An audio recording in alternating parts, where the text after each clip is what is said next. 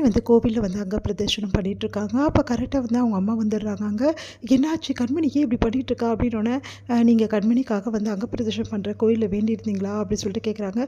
ஆமாம் நான் வேண்டியிருந்தேன் அப்படின்னோடனே, அதனால தான் அவள் பண்ணுறா, அம்மாவோட வேண்டுதலை அவள் பண்ணுறா அப்படின்னு சொல்லிட்டு சிவகாமி சொல்கிறாங்க. அதை கேட்டு அவங்க அம்மா துடிச்சு போகிறாங்க. ஏன்டா இப்படிலாம் பண்ணுற, உனக்கு எப்படி இருக்குது உடம்பெல்லாம் இப்படி தாங்கும் உனக்கு அப்படின்னோடனே, அம்மா நீ எப்படிம்மா தாங்குவ, உன் உடம்பு எப்படி தாங்கும் நீயே சொல்லு, உனக்கே உடம்பு சரியில்லை, இந்த மாதிரி வேண்டுதல் கடுமையான வேண்டுதலை ஏம்மா வேண்டிக்கிற அப்படின்னோடனே, இல்லடி உன்னை ஹாஸ்பிட்டலில் பார்த்தோன்னா ரொம்ப பதறி போயிட்டு, நீ உனக்கு எதுவும் ஆகக்கூடாது, அதே மாதிரி அவருக்கும் உங்கள் மாப்பிள்ளைக்கும் எதுவும் ஆகக்கூடாதுன்னு தண்ணி வேண்டிக்கிறேன் அப்படின்னோடனே, பார்த்தல இந்த மாதிரி வேண்டிக்கிட்டேன் உன் உடம்பு என்னத்துக்கு ஆகுறது, ஏற்கனவே உனக்கு உடம்பு சரியில்லைம்மா, இந்த மாதிரிலாம் வேணுனா அவ்வளோதான், அதனால தான் நான் பண்ணுறேம்மா அப்படின்னு சொல்லி சொன்னோன்னே, இந்த மாதிரி தங்கமான பொண்ணு கிடைக்க நான் கொடுத்து வச்சுருக்கணும் அப்படின்னு சொல்லிட்டு அவங்க அம்மா வந்து அப்படியே கட்டி பிடிச்சிக்கிறாங்க.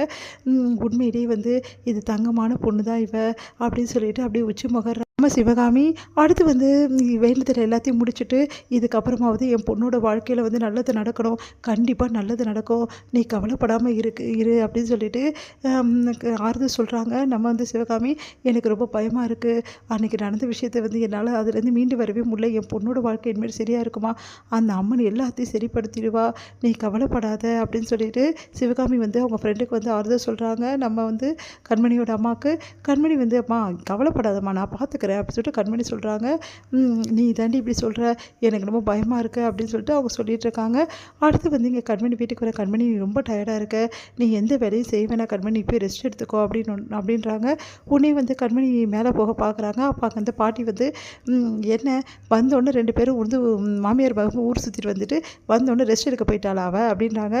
உடனே வந்து இல்லை அவள் கொஞ்சம் டயர்டாக இருக்கா, வேண்டியதெல்லாம் கொஞ்சம் பண்ணா, அதெல்லாம் தெரியாது, வீட்டு வேலையெல்லாம் யார் பார்க்குறது, அவ்வளோ வீட்டு வேலை இருக்குல்ல, 2 பேரும் சேர்ந்து தான் பார்க்கணும், நீயே வந்து ஏற்கனவே ஒரு நோயாளி, ஏற்கனவே ஒரு வேலையை ஒழுங்காக பார்க்க மாட்டேன், இதில் அவள் வேறப்பா அப்படின்றாங்க. சரிங்க அத்தை நானே பண்ணுறேன்னு சொல்லிட்டு கண்மணி தொடர்ந்து வேலை பண்ணுறாங்க. அது பார்க்கும்போது மனசு கஷ்டப்படுறாங்க நம்ம சிவகாமி. அடுத்து வந்து இங்கே என்ன பண்ணுறாரு, ராஜசேகர் வந்து நேராக வராரு, வந்துட்டு உங்ககிட்ட கொஞ்சம் பேசணும் அப்படின்றாரு. அது கேட்டு சிவகாமி வந்து என்கிட்ட நீங்கள் பேசணுமா அப்படி, ஆமாம் தனியாக பேசணும் வா அப்படின்னோட சந்தோஷம் தாங்க முடியல, என்ன சொல்ல போகிறாருன்னு தெரியலையே அப்படின்னு. அத்தை என்ன அத்தை திடீர்னு கூப்பிட்றாரு அப்படின்னு. அத்தை எனக்கு புரியல கண்மணி, இது வரைக்கும் என்னை தனியாக கூப்பிட்டு அவர் பேசுனதே இல்லை, அதுவும் அவங்க அம்மா இல்லாமல் பேசுனதே இல்லை அப்படின்னோடனே, சரிங்க அத்தை போய் பாருங்கள் அப்படின்னு சொல்கிறாங்க. வரியா இப்போ இல்லையா, வரேங்க அப்படின்னு சொல்லிட்டு போகிறாங்க. இங்கே பார், இது வரைக்கும் உங்ககிட்ட நான் எதுவும் கேட்டதில்லை, ஆனால் முதல் முறையாக ஒரு விஷயத்தை கேட்குறேன் அப்படின்னோடனே, சொல்லுங்கங்க என்ன விஷயம் அப்படின்றாங்க.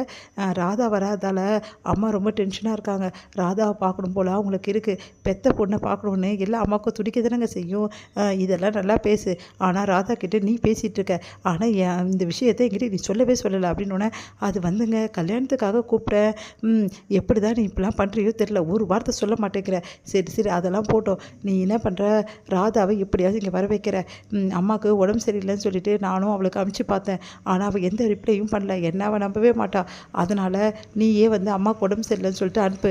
அது எப்படிங்க பொய் சொல்ல முடியும், பொய் சொல்லவே மாட்டேன் நீ, ஏன் நான் இந்த விஷயத்துக்கு பொய் சொன்னால் என்ன தப்பு, அம்மாவுக்கு உடம்பு சரியில்லைன்னு சொல்லிட்டு நீ எப்படியாவது அவளுக்கு தெரியப்படுத்தி அவளை வர வைக்கிற, அப்படி வர வைக்கல அப்புறம் அவ்வளோதான் சொல்லிட்டேன், அவள் இங்கே வந்தே ஆகணும், நான் அம்மாவுக்கு வாக்கு கொடுத்துட்டேன் அப்படி சொல்லிட்டு போகிறாரு.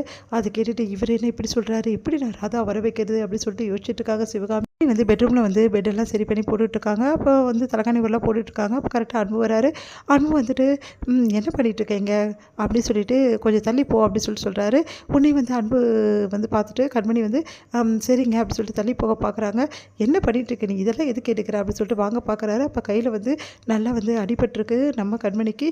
அதை பார்த்து அதிர்ச்சி அடைகிறாரு. என்னாச்சு இவ்வளோ பெரிய அடி எப்படி வந்துச்சு அப்படின்னு சொல்லிட்டு கேட்குறாரு. அது வந்துங்க சரி நீ எதுவும் சொல்ல வேணாம், எப்படி அடிபடிச்சுன்னே தெரியல, எப்போ பார்த்தாலும் எதையாவது ஒரு முந்திரி கடத்தனமாக பண்ணிவிட்டு நீ இந்த மாதிரி காயத்தை ஏற்படுத்தியதே உன் வேலையாக போச்சு, சரி பரவாயில்ல விடு அப்படின்னு சொல்லிட்டு, சரி வா அப்படி சொல்லிட்டு மருந்து எடுத்து போட்டு விடுறாரு. அப்படியே பார்த்து ரசிக்கிறாங்க கண்மணி அன்புவையே. அன்பு வந்து என்ன பார்க்குற அப்படின்னோடனே, இல்லைங்க என் மேலே உங்களுக்கு எவ்வளோ கோபம் இருக்குது, ஆனால் எனக்காக மருந்து போட்டு விடுறீங்க அப்படின்றாங்க.